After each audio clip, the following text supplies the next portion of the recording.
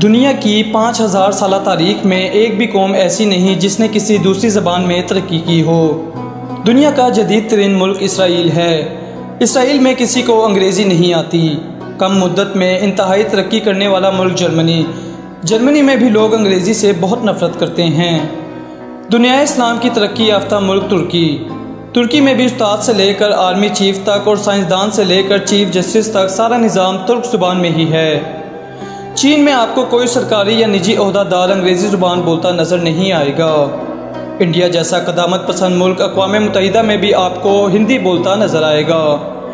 Iran का तमाम सरकारी हाई निज़ाम फ़ारसी में तरतीब दिए गए हैं और ईरान से हर साल नोबल इनाम के लिए कोई ना कोई नामज़द ज़रूर होता है।